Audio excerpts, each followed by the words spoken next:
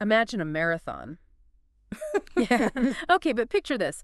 Half the runners aren't exactly breaking a sweat. Not in the human way, anyway. Yeah, it's a fascinating idea, isn't it? A physical race where, some competitors are running on code. Exactly. So welcome, everyone. You're joining us, The Learner, for a deep dive into the first ever humanoid robot half marathon. This was in Beijing, April 19th, 2025. And the setup itself was interesting. Humans on one track, robots on another. Probably wise. Definitely wise. Yeah. Avoids any unexpected collisions. One source nailed it. They said it was a half marathon where half the racers are human and the other half, not so much.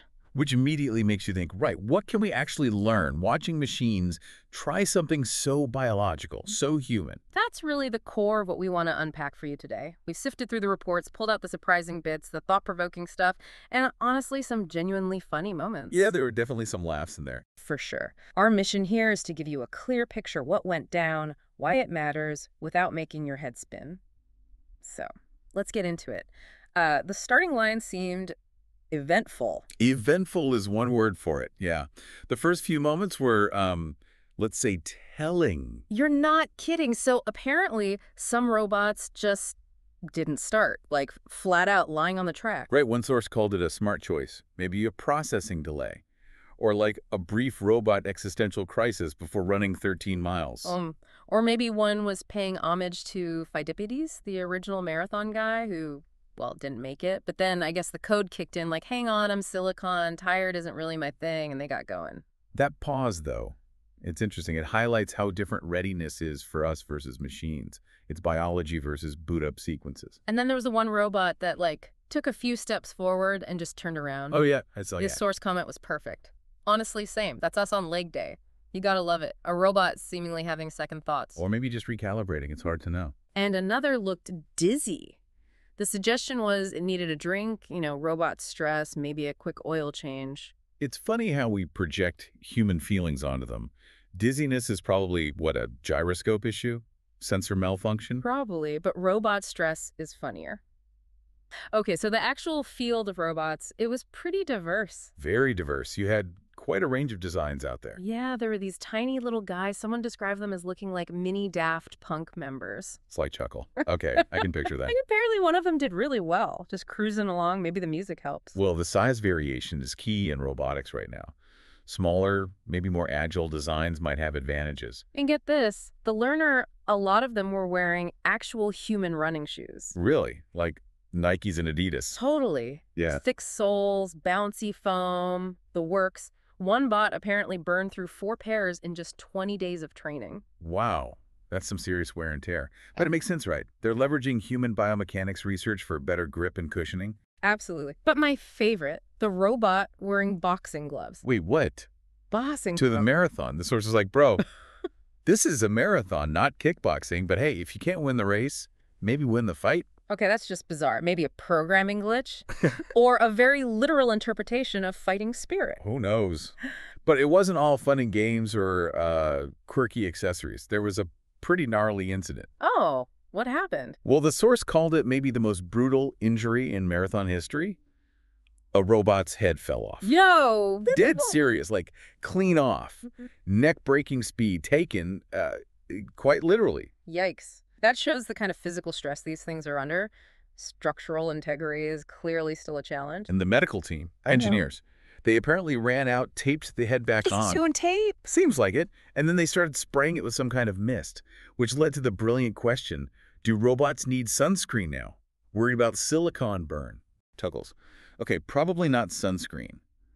More likely a coolant for the electronics. Or maybe some kind of quick adhesive spray. Still, quite a scene. Totally. And just like humans, these bots needed pit stops. Right, but not for water or energy gels. Exactly. It was battery swaps, tightening loose screws, the usual robot stuff. Even machines hit the wall, apparently. It's a good reminder of the fundamental difference. We run on metabolism, they run on power packs and bolts. They even had pacers, some remote-controlled, some using sensors. Oh, okay. Guiding them. Yeah, but apparently with all the robots, the signals got messy. The source joked about robot Wi-Fi addiction, like they were all competing for bandwidth. That makes sense. Signal interference in a crowded field would be a real issue for autonomous systems relying on wireless comms. So the big question then is, why humanoids? Why not just use robot dogs or stick wheels on them? Why go through all this trouble? That's a crucial point. Yeah. The why is really about demonstrating versatility. Exactly. The sources say it's about showing these robots can do human-like things, climb stairs, open doors, press elevator buttons, sit at a desk. Things needed to operate in our world, in environments built for humans. Right. The message seems to be, these are the robots that could potentially replace humans in certain jobs because they can navigate our spaces. It's a deliberate choice of form factor to showcase that potential integration. And how did the actual humans react? Well, Let me guess. They were fascinated. understatement. The actual human runners were stopping, mid-race, to take pictures of the robots. You're kidding. Nope. The source had a great line. Come on, humans get distracted so easily, that's why you're getting replaced. Yeah. A bit harsh, maybe, but funny.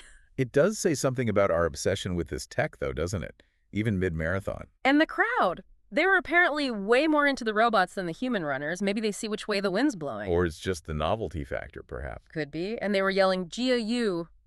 The Chinese cheer means add oil. Add oil to electric robots. Right. The irony wasn't lost on the source, especially with China pushing EVs so hard. A bit of a cultural quirk meeting new tech. That's quite amusing, actually. But here's where it gets really weird. Or maybe profound. The robots seem to react to the cheers. React? Reports said some actually sped up when the crowd yelled, "Jiayu!" The source felt this weird spiritual connection moment between the humans and the machines. That could be programmed responses to audio levels, maybe? Yeah. Interpreting loud noise as a cue to increase speed? Probably. But it felt like encouragement. It blurs the lines a bit, It certainly does. And get this detail, the learner. Some of these robots running the race, they were originally designed for disaster rescue. Wow. So from saving lives to running laps? Yeah. The source put it beautifully. They save us and we cheer them on. That's honestly kind of beautiful. There's a strange poetry to it. That dual purpose aspect really highlights the adaptability they're aiming for with these platforms. So the finish line. The winning robot came in at 2 hours and 40 minutes. That's actually really good, especially for a first attempt with potential decapitations along the way. Right. Many human runners would kill for that time. But here's the final irony. What's that? The reporters. They all interviewed the human runners. And the medals went to the humans. So despite the robot focus, the glory still went to the people. Yep. So unfair, according to our source, who was clearly Team Robot by the end. It reflects where we are now, doesn't it?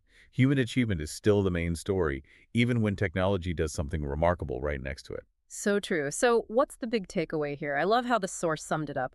This might be one small step for human technology, but it's 26,831 steps for robot kind in a half marathon. It's a great line, and it really does mark a significant step, showcasing what these humanoid forms are becoming capable of. Complex tasks, dynamic environments. It's progressing fast. So wrapping up for you, the learner, this wasn't just some weird publicity stunt. It was a really interesting, often funny look at where humanoid robotics is heading. Definitely. We saw the challenges, the quirks, the potential, and maybe even a glimpse of how our relationship with these machines is evolving. Yeah, those moments of connection, however programmed, were fascinating. So here's something to chew on. After seeing robots run a marathon, what other human things might they tackle next? What does that look like? Bowling leagues? Cooking shows? Maybe. But the implications could be funny or profound or both. Exactly. What other races, literal or not, are we kind of already in with smart machines, maybe without even realizing it? Something to think about. We'll catch you next time for another deep dive.